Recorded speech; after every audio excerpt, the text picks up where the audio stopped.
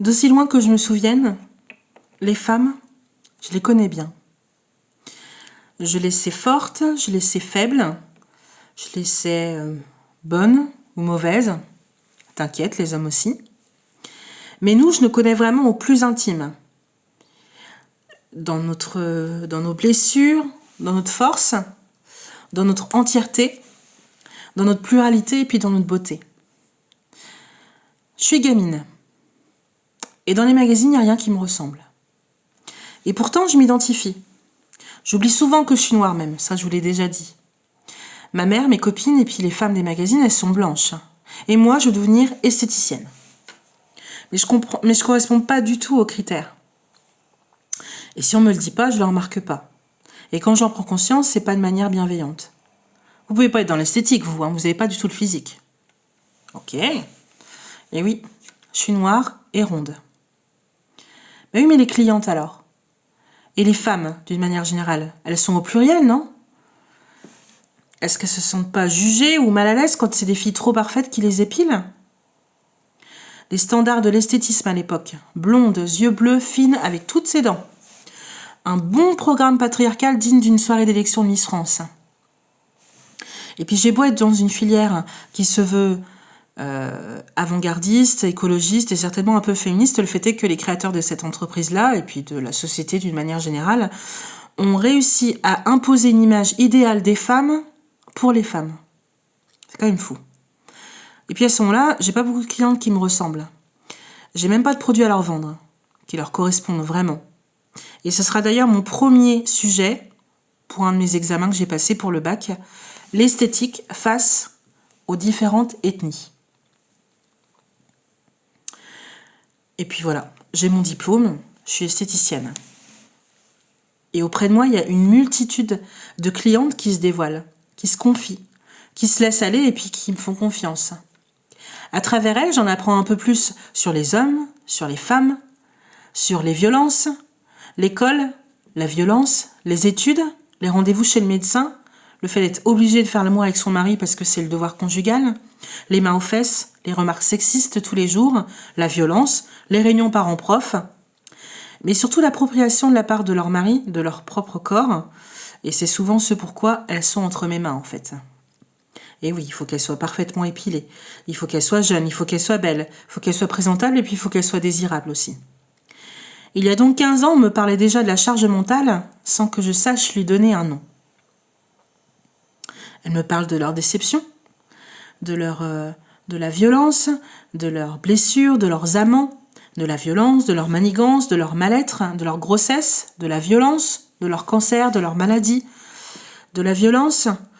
Et puis, elle me parle aussi de leur non-grossesse, le fait de ne pas avoir envie d'avoir d'enfants, le fait d'avoir du mal à avoir des enfants, et puis les dénis. Qui a dit qu'il fallait faire des études de psy pour écouter les femmes?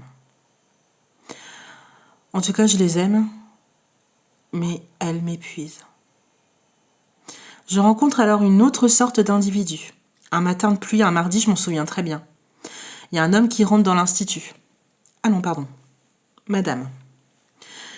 Je crois d'abord un canular, en fait, j'ai même un peu peur. Et puis au fur et à mesure, je découvre que cette personne-là, elle n'est pas là pour rigoler, elle a juste besoin d'un rendez-vous, vraiment, et puis elle le veut avec moi. Il y a donc 10 ans, je découvre les transgenres. Je les ai même sous les mains. J'épile leur sexe, d'homme. Ce même sexe voué à disparaître parce qu'il deviendra elle. Elle me fait beaucoup de peine autant que je l'admire. Sa liberté et sa volonté de devenir une femme lui coûtent très cher. D'ailleurs, c'est une femme, mais elle paye le prix de la transformation, le prix des regards, le prix de ses enfants, parce qu'il ne parle plus. Alors elle est un peu seule, avec tout son fric, son cabriolet, son nouveau genre, mais elle est un peu seule. Et nous, les esthéticiennes, on est des sacrées soupapes. On est une bulle, une parenthèse, mais c'est quoi ma soupape à moi à ce moment-là? Je décide donc d'arrêter l'esthétique. Épuisée, il faut dire qu'entre-temps, je suis devenue maman, et qu'entre-temps, je suis devenue célibataire. Je suis donc une célibe à terre. Mais il avait promis qu'il ne m'abandonnerait pas, lui. Oh, j'ai l'habitude, hein. Merde, comment je vais faire pour payer la bouffe ce mois-ci? Ding dong, bonjour, c'est EDF, on est venu vous couper l'herbe sous le pied. Maman, pourquoi il n'y a plus de lumière? Tu vas aller chez papa cette semaine, mon chat, d'accord? Les moments sombres me renvoient au plus noir de mes souvenirs. Viol. Ce qui signifie que le pire, en fait, je l'ai déjà vécu. Alors, ce que je vis là, c'est rien. J'enchaîne les conquêtes d'un soir. Des fois, je veux pas. Des fois, je veux plus, en fait. Et puis, des fois, je le dis pas. Et puis, des fois, je le dis. Viol. Quelque temps plus tard, je rencontre toute une équipe de saltimbanques. Des personnalités qui m'inspirent et qui me donnent envie de réécrire. Bah oui, mais moi, quand j'écrivais avant, c'était exutoire. C'était pour parler de ce que je subissais, pour me sentir un peu moins seule quand j'étais petite. Viol. J'apprends surtout à écouter autrement. Je lis de la poésie dans chacun des le, parfois triste, dure, brutale, mais toujours très belle par la sincérité. Je lis de la politique, des avis, des pensées sur le monde actuel. Alors je me mets à lire des livres. J'écoute des musiques que je connaissais pas, le rap, la musique actuelle et puis indé. Et j'évolue, j'écris, je crie, je slame. Ma pensée et mon écriture évoluent. Ça me fait pas manger, mais putain, qu'est-ce que ça me fait du bien. Je reprends mes études à pratiquement 30 ans. Je dois faire une présentation sur un sujet de société de mon choix. Ce sera le féminisme. Oh là là, toutes ces folles de féministes là, tout le temps en train de râler. Ah tiens, Simone Veil. Intéressant. Angela Davis, elle me ressemble, non? Non, meuf, elle est juste noire. Oui, mais elle me ressemble un peu quand même. Et elles sont pas tout le temps obligées de montrer leur sein, là. Pourquoi elles font ça? Ah si. Si. Elles ont besoin. Et on en a tous besoin. En fait, je suis passée de... Je suis pas féministe, hein, mais... Ensuite, c'est passé à... Je suis féministe, mais bon... Pour finir, je suis féministe. Je lis les de Beauvoir, Ballanter, Angot, Adler, Despentes, Woolf, Davis, Chimamanda, Diomé, Slimani. Je m'intéresse aux écritures plus actuelles ou d'une autre forme. Bagieux, Emma, Tuellon. Et puis les histoires de Rodin et Claudel me fascinent. Frida et Diego. Je lis que les femmes qui lisent sont dangereuses, mais celles qui aiment encore plus. Ok. Enfin, ce que je lis encore plus et pire, c'est que les mecs violent, assassinent, agressent, violentent. Je le sais, je l'ai vécu. Mais pas tous.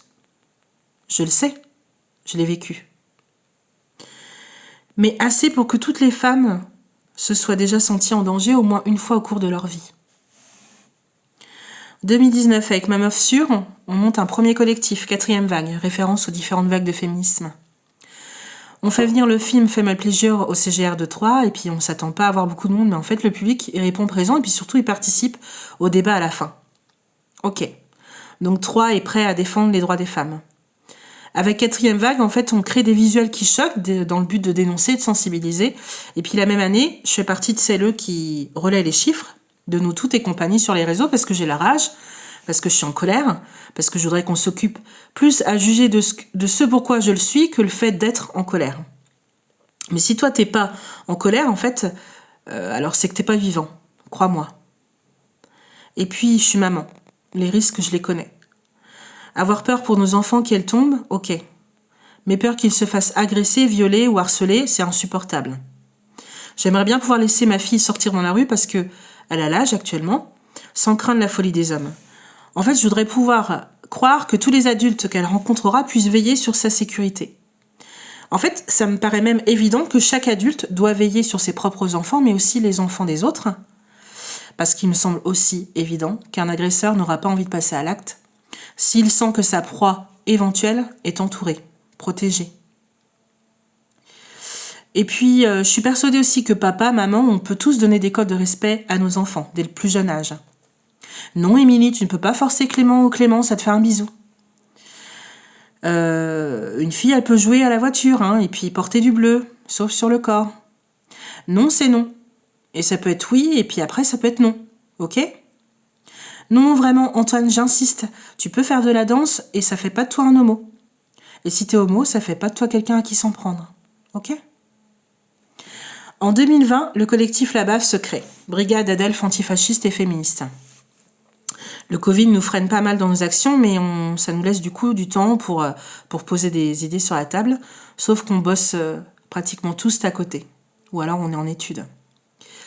Et là, je me rends compte que militer, aider, sensibiliser la cause des femmes ou des minorités LGBT, plus, en fait, c'est quelque chose que j'ai envie de faire à part entière.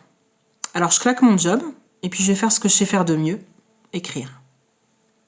Ce sera mon outil de lutte principal. Écrire pour elle, écrire pour moi, écrire pour vous, écrire pour dénoncer, écrire pour pointer du doigt, écrire pour, pour aider, et puis aider à écrire aussi, en fait, pour faire ressortir ce qui pèse, ce dont on rêve, ce en quoi on croit, ce en quoi on ne croit plus, et ce qui nous a blessés, et puis surtout ce qui nous rend plus fortes. Les chiffres, les données, les stats, je les connais, et puis t'inquiète, ils me filent bien la gerbe.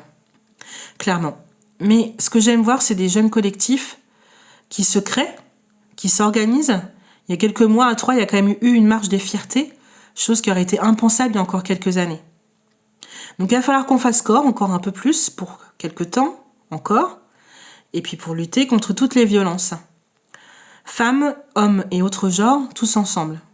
Il faut qu'on soit attentifs, l'un envers l'autre, qu'on prenne soin de nous aussi, et puis qu'on continue de secouer les politiques sur la nécessité de nous écouter, et puis d'ouvrir un petit peu les yeux sur l'état d'urgence.